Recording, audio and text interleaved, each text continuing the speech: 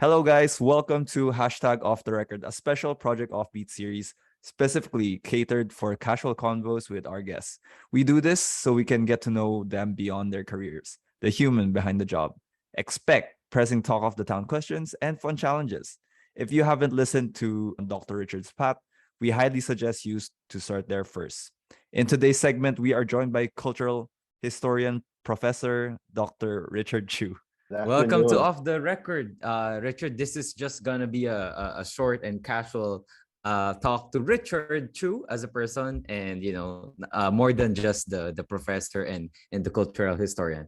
Okay, so we officially start, Richard, with our first segment. We call it the Big Questions, and it's presented by our sponsor, Nara Wooden Watches. Number one big question, Dr. Richard.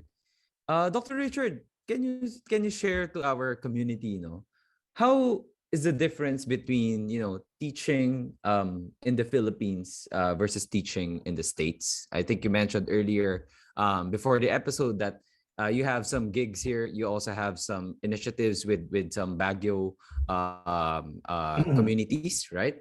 But of course, we all know that you also teach in universities abroad in America, right? Is there Mm. any difference between teaching in these two countries?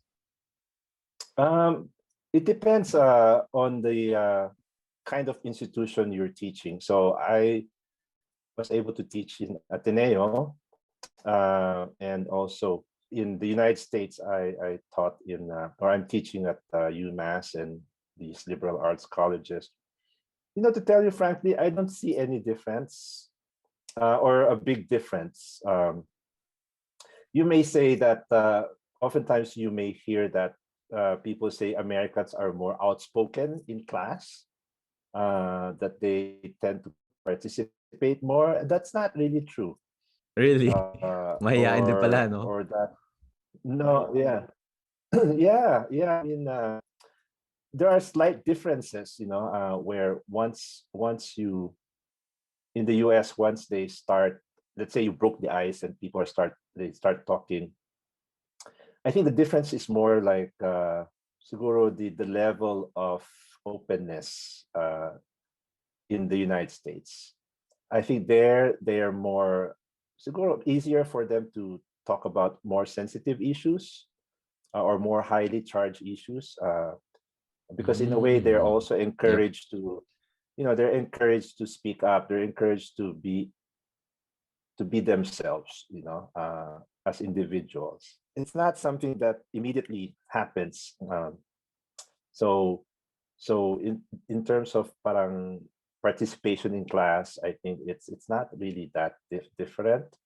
In terms also of intellectual capability, I think again because Ateneo has what higher academic standards, so it tends to attract a certain kind of student who are more hardworking, who have more intellectual training.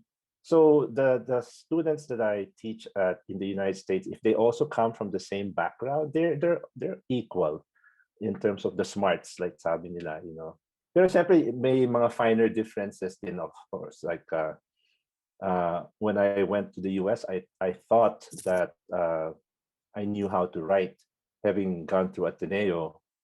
Pero when I wrote my first papers in the graduate schools, parang I realized I still have a lot of improvement to do with my grammar, for example. And so in that sense that syempre may advantage na yung mga US students because they're native speakers. So they're able to express themselves better in writing, or more easily in writing them than us. How about economically or in terms of benefits for a professor? Any differences? Because people talk about here in the Philippines that educators or teachers aren't well compensated enough for the effort that they give to honing the future generation. Would you say the same for America, or would it be more generously compensated? Uh, in general, in the US, you have more resources, right? So let's I say you see. get into the same kind of let's say if you teach here in the Philippines, even if you teach in private universities or universities where they pay more. If you compare that with the same level of universities, where they are private and also research oriented, they have more resources, definitely. First of all, if you are in a research university, you only teach 2 classes per semester. Compare mo sa, let's say, Ateneo, you have to teach, let's say, 4 or 5 Yeah. Yep. classes. Yep. And then in my university, you also get some grants to travel or to do research or to hire a research assistant. So there are more, US being so-called first world, you do have more resources as a faculty. That's why there are a lot of Filipinos who have migrated, Yep. to the US. Yep. And of course, our OFW base as well. Richard, our second big question for you. If you could be born again in the most ideal world, right? Would you still have wanted to be a Chinese Filipino or a Chinoy? And if given the chance to change anything in your identity, what would you change? Yeah, I would welcome being a Chinese Filipino, because I think being bicultural, or if you might call it that way, uh, makes my life more enriching, right? So I straddle 2 cultures, then I am able to appreciate the cultural heritage of each one.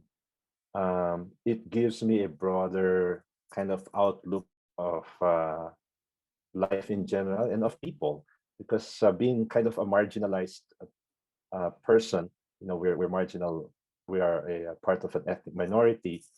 Then it made me also sensitive to forces in society, for example, Yeah. discrimination or Yep. mga ganon. So it's a very enriching life. Is there anything I would change? It's not so much my personal situation, but in terms of my training, I wish that I learned how to speak Mandarin better, or even read Mandarin. I do read and Interesting. speak Mandarin, but in my own work, don't use Chinese sources. So if I were to do it over again, I would really put in more time, being more fluent or proficient in Chinese. Wow, completely agree. I mean, I think you could imagine if you're not part of a minority, you won't know what it feels like to be part of the minority, right? So I completely get what you're saying, Richard. Yeah, I think every one of us should, somewhat feel that once in our lives. That way we become more sensitive to each other. Let's start with an easy one, no? What is your view on the Great Wall? I'm sure you've heard of this, naman. For me, it's really, I was surprised that it still exists. Kasi during my generation, I think it was really tough, or tougher to be in an interracial relationship, and even more so in my parents' generation, it was like unheard of. I mean, you will be disinherited, and then in my generation, there were some cases where classmates had really a hard time, a tough time, because they fell in love with Filipino, and I thought that in the next generation, in your generation, that things would be easier. That I would say that I was surprised that it still is there, but at the same time, I can see that there is some some difference, because like amongst my 17 nephews and nieces, of the Oh, what a big family. yeah, I have 6 sisters, and all of 6 them sisters, have eh? they have children Grabe. already, so that's why I have 17 nephews and nieces. Of the 6 who have been married. 4 of them married Filipinos. So meron na ring change, you know. But the presence of the Great Wall today just for me points to the fact that it's really hard to just get rid of or eliminate stereotypes, you know, or discrimination or ethnic tension. Richard, do you think the Great Wall? I'm not sure because Matt and I are just enclosed in the Philippine setting, no. But you being in, having traveled across Americas, na rin, does Great Wall apply there as well? Like our Chinese parents also against their Chinese children getting together with different ethnicities not that are non-Filipino, like for example American, Japanese, Korean, or is it really specifically Chinese and Filipino that they are very against us? Oh, it happens also in other countries. It may not Oh, be, I see. let's say in the United States, maybe it's the Chinese parents, their Chinese American parents won't like their children to get married to Black Americans, you know. Yep.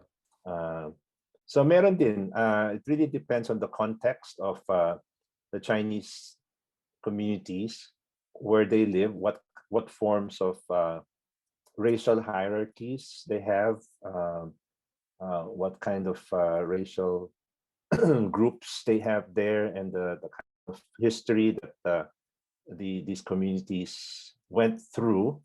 There are certainly barriers still to interracial marriages involving the Chinese communities. I guess the next big question is, as I was reading through your work now, I was looking through your published work and essays, articles, and all that. I noticed that some of your work also touches upon the cultural realities that LGBTQIA people face. So Mhm. I think at one point you also talk about your own experiences growing up. Can you take us through your like insights on this, no? Especially issues that you've encountered, especially with your Chinese Filipino background. Mhm. So that's kind of a big big question, really. Okay, Yeah. as you call it. So I'm gay, right? It was maybe difficult at the time, being gay and being the only son. Kasi syempre Mm, when you're a Chinese son, you're expected to carry on the family name, um, if not the business. So there was pressure for me to uh, not to be gay, because then I couldn't carry on my father's surname and mm, pass on the surname. But then my father died early, so I was only 12, and so my mom, I guess because she's a woman and she's not part of the patriarchy, it wasn't really for her important that I have children Yeah, that mm. would carry on the I family see. name. In the first place, Chu is not our real name. Our Oh, real Chinese name is Go, wow. Go. The Tuadimia, they call it the big certificate, character certificate, where my grandfather used somebody else's certificate of residency to come and enter the Philippines. The person's name was Chu Ong Ko. So my grandfather came in as Chu Ong Ko and didn't get to use his real Chinese name, which is Go. So, but for me, my attachment to my own name wasn't even that strong. Uh, I see. Mm. so for my mother also, my mother, she's not part of the Go clan. So kind of what I think I was let off the hook somehow. But did I have a hard time?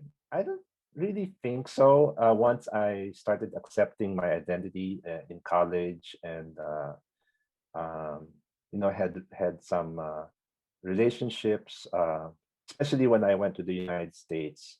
Being Chinese Filipino might even make it easier, kasi comparing myself to, let's say, Filipinos who who are gay and they grow up in a very Catholic upbringing, Mm-hmm. I think for them, that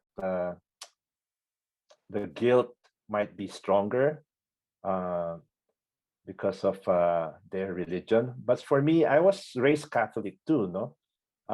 But I think for me, it wasn't as kind of an oppressive force, or in accepting who I am. I guess, is there any message that you'd like to share to maybe any Chinese Filipino that's part of that community, but might not be let off the hook, I guess, is what you call it, no? Um, yeah, is there anything you'd like to share, no? Any message you'd like to send to them? Again, be true to yourself, but make sure it's hard to do it alone. Mm-mm. No one can really actually do it alone because we're social beings. So for me, I think, and for them, I think making sure you have the strong social support from people you trust, you love, and who love you unconditionally, or accept you as who you are. Iba-iba kasi yung we have very different coming out stories. We have different levels of comfort and also Mm-mm.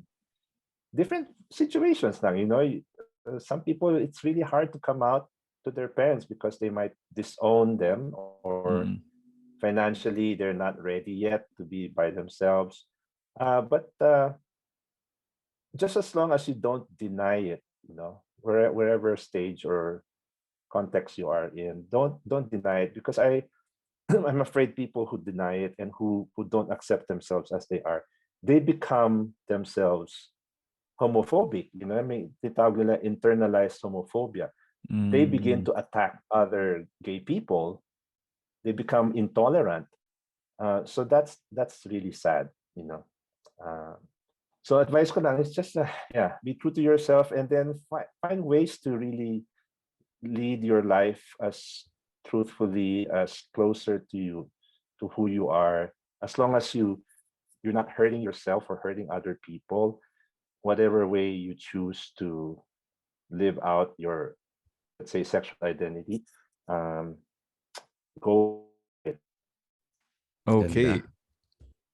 Well, Ganda, Matt. I guess, as a close for this big questions presented by Narrow Wooden Watches, can you share one of your favorite Chinese quotes that you live by? Oh, Chinese quote. Oh yeah. Yeah. The journey of 1,000 miles starts with one step. you know Mm, that's one of my favorite quotes. I think it's attributed to Confucius. I'm not sure, but that helps me in not losing hope, and just taking things one step at a time. Especially when it involves some big project or some big issue. Eventually, I'll get there. All right. Thank you, Dr. Richard. We have just one challenge for you. As a cultural historian and as a specialist in Chinese Filipino culture, Dr. Richard, imagine you are in front of a multitude of Filipinos who dislike China, who dislike Chinese people, for all the stories that are attached to them. Yung binenta yung Pilipinas daw sa China, yung China money trap, yung Pogo, right? And the president of the Philippines gave you the opportunity to talk to these people maybe for a minute or so. Dr. Richard, what would you tell them? And what would you, share to them, given their perceptions of China and Chinese Filipinos? How long do I have to tell them? And, How much time? maybe give or take 1 to 2 minutes, Dr. Richard, 1 to 2 minutes. Yeah. I would just tell you, you have some reason to be angry or suspicious about China, and the Chinese people that you see and you deal with here in the Philippines. But please do not jump into conclusions or translate this into a us versus them kind of mindset, because um, everything that you hear, read about, they are coming from certain people, certain groups with their own specific agenda, and most of the time, the agenda is to really foster or to create divisions.